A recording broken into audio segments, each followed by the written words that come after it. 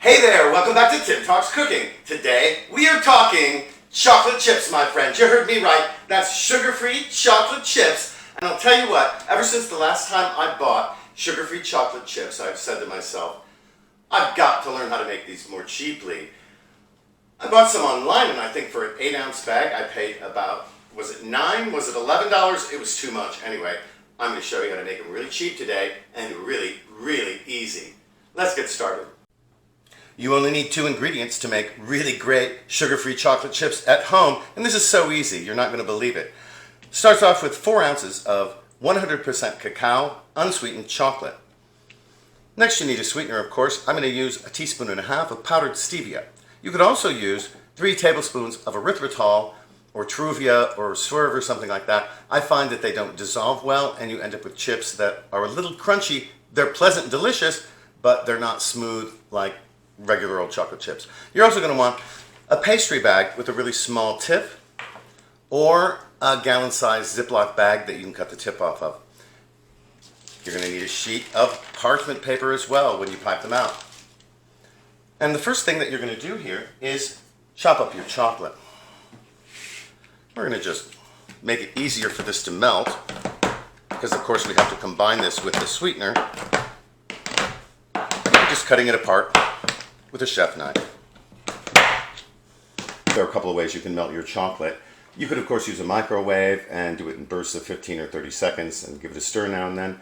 I'm going to use a really simple method here. This is called a double boiler, and you start with 1 inch or so of water in the bottom of a saucepan. You don't want it to touch the bottom of the other thing you're going to use here. I'm going to use a glass bowl. Just going to set that right down in there. And in go the chocolate pieces. There we go. And our sweetener. We're going to keep an eye on this. It's going to gradually melt. We're using this method, and I've chosen to use a glass bowl because it's the really gentlest way to heat the chocolate.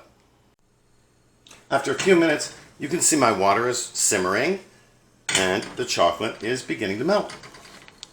I'm just going to give it a stir once in a while until it does melt all the way.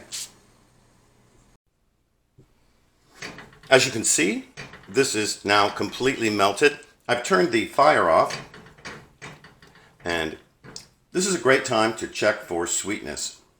My finger is impeccably clean, of course. Oh yeah, very nice.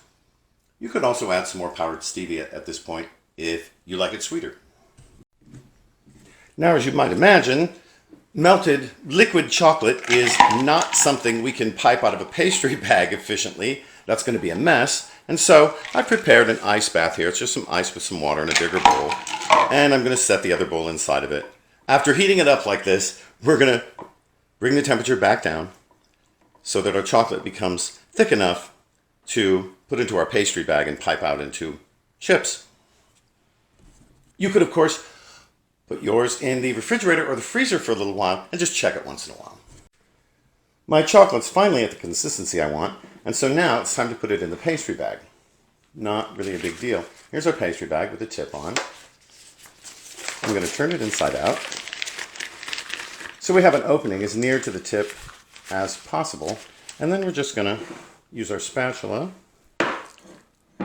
to get it in there. It's all right if we don't do a terribly neat job of it. I got some on the outside there. That's not a disaster, but we'll have to clean it up.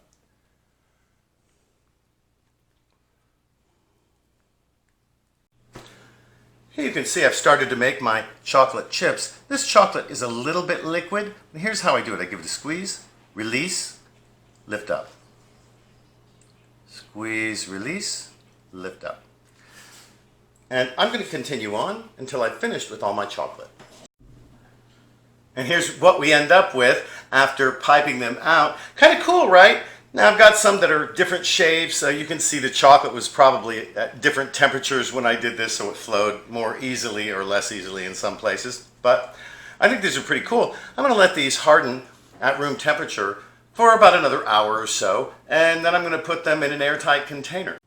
And here's what they look like once they've hardened. Pretty good, right? I mean, I think these look very much like the chocolate chips that you buy in a bag at the grocery store, and they taste delicious. Well, all right, let's give them a taste. I think they look great. They're really just like, oh yeah, just like the ones you know and love, only no sugar. Wow, and so cheap.